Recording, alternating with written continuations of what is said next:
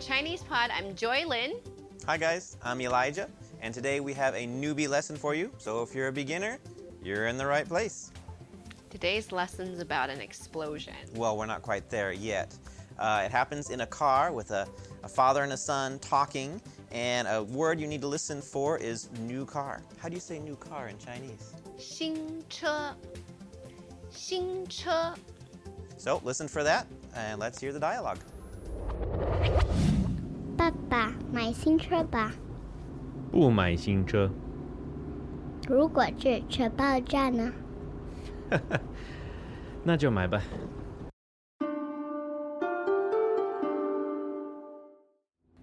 爸爸，买新车吧。不买新车。如果这车爆炸呢？那就买吧。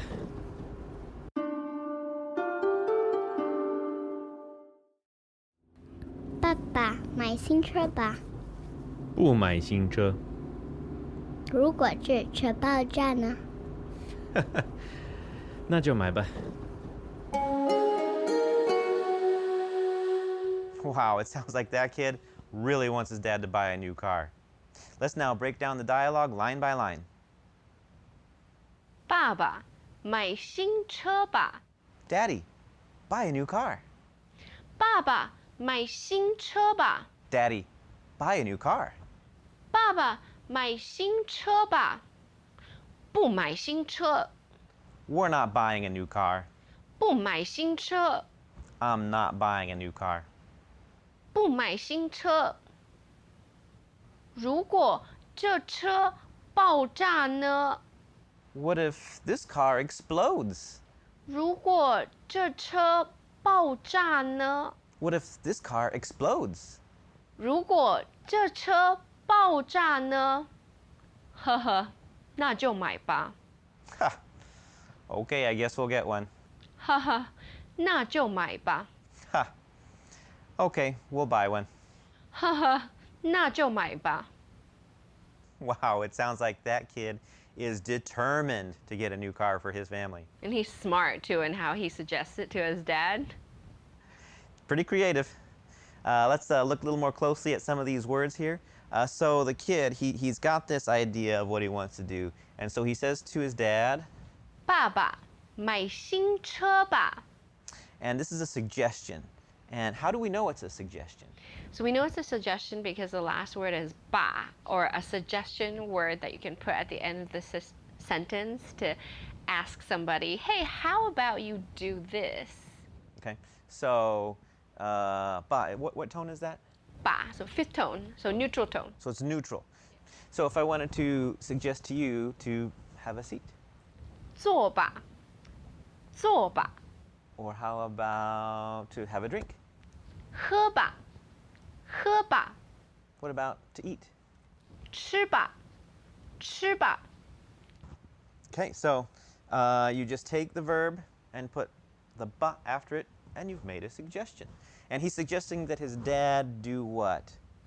Buy a car. 买新车. Dad, I want you to buy a new car. 买新车. So the word for buy is? 买， And that's a third tone? 买 third tone. 买. And so the dad, is he ready to buy a new car? No, of course not. He's not that easily convinced. No. I mean, cars are not cheap. And so he answers no. How does he do that? 不买新车，不买新车， What's the word for no? 不。 Boo. You got to know this word. So we Fourth often tone. hear people say 不要。 Boo, yeah, means I don't want I it. don't want it. 不要，不买新车， So boo, and then the verb. 不 and then the verb. Okay. Exactly.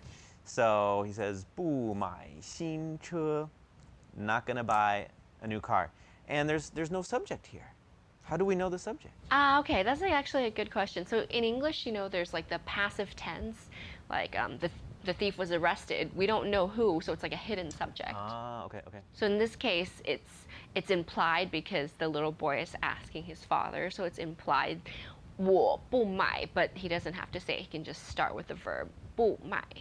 So we actually see this in Chinese a lot, where Yeah, we there do. is no subject. Yeah. And I know for me that for a foreigner listening, sometimes I get confused. You're like, wait a who's second. talking? Who are we talking about here? Yeah. I've heard an interesting explanation is that Chinese avoid directly mentioning themselves. They don't want to place the I in there to seem, because humility is very important. So they will sort of avoid it and just state it with the verb and leave it implied who it's talking about. Yep. And this happens in my home a lot. We speak a lot of Chinese at home. And so often my wife will be talking, and I just have to say, wait. Who are we talking about? Because there was no subject, and I don't know. Yeah. Or even if somebody is having a conversation and she'll just like 不喜欢. She wouldn't say me, 不喜欢,不要. So don't let that throw you. The subject is often implied, and the dad just answers 不买新车, which you could translate, I'm not buying a new car, or we're not buying a new car. It's all the same. And the end result is, there's no new car coming, kid. But he's got another. He's got an idea here. Yeah. So he said he thinks for a bit, and he thinks of a conditional sentence, which is, what does he say? Which has to end in an explosion since he's a kid. Explosion, how do you say that in Chinese? 爆炸. So it sounds like bang, right? 爆炸. And so the sentence he uses starts with, It says 如果这车爆炸呢? so what if this car explodes? We won't have a car, right, Dad? So we start the sentence with if, 如果. So the if clause is usually a if then, right? But he doesn't end with a then, he ends with 呢.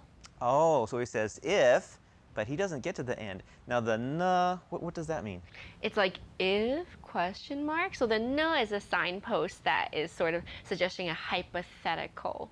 如果 something something 呢, what if question mark? Yeah, so the na, it can mean different things in different contexts, but the basic meaning is, I'm going to pause for a minute because I want you to finish what I'm saying. And so he says he's fishing for the answer he wants to hear. He wants to hear that we're getting a new car. So if the car explodes, Then... you finish the hypothetical, Dad. What are we going to do? And then the dad goes, haha, 那就买吧. Dad admits defeat. You're right. If the car explodes, we'll have to get a new 那就 one. 买吧. Yeah, 那就买吧. So 那就 is like then we'll buy one. And then he also ends with 吧.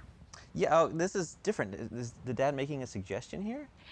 No, so he's like answering definitively. It's sort of, but it's not super definitive either. It's kind of like, well, I guess then we'll buy one. So the 吧 is like, okay, let's do that.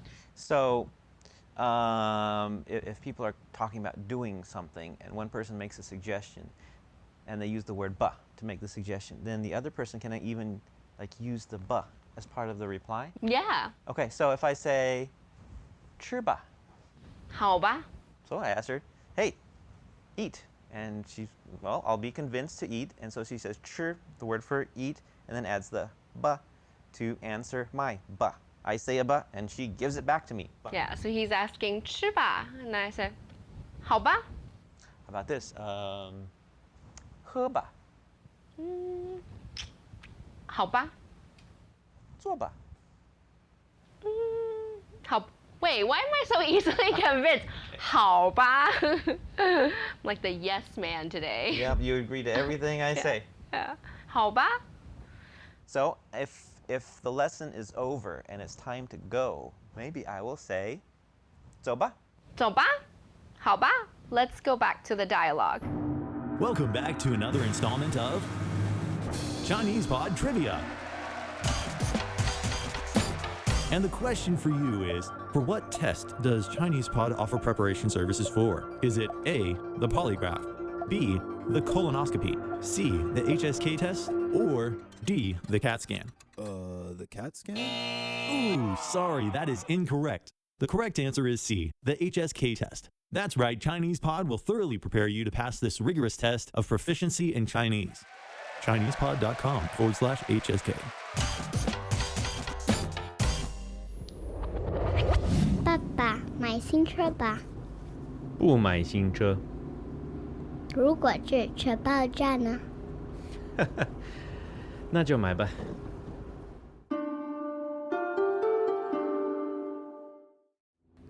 爸爸，买新车吧。不买新车。如果这车爆炸呢？那就买吧。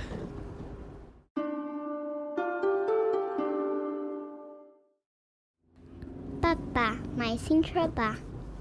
不买新车。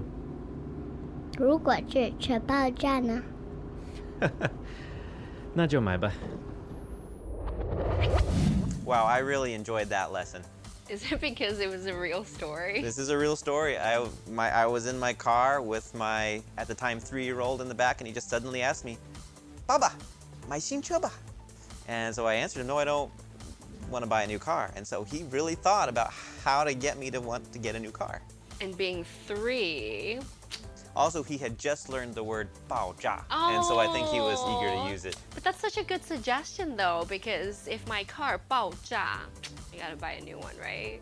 Yeah, I had to admit defeat. Then, yeah, if it blows up, we'll buy a new one. All right, thank you so much for joining us today. My name's Joy. And I'm Elijah. See you next time. Bye. Now, here's a vocabulary recap. 买 Buy. 新 New. 车 Car. 吧 A particle indicating a suggestion. 不 No. 如果 If. 这 This. 爆炸 Explode. 呢 Question particle. 就 Then.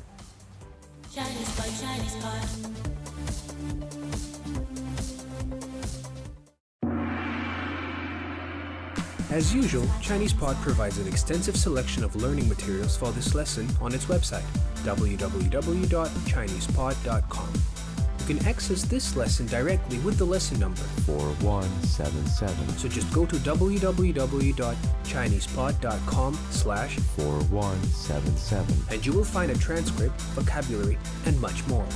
The link again, www.chinesepod.com/4177.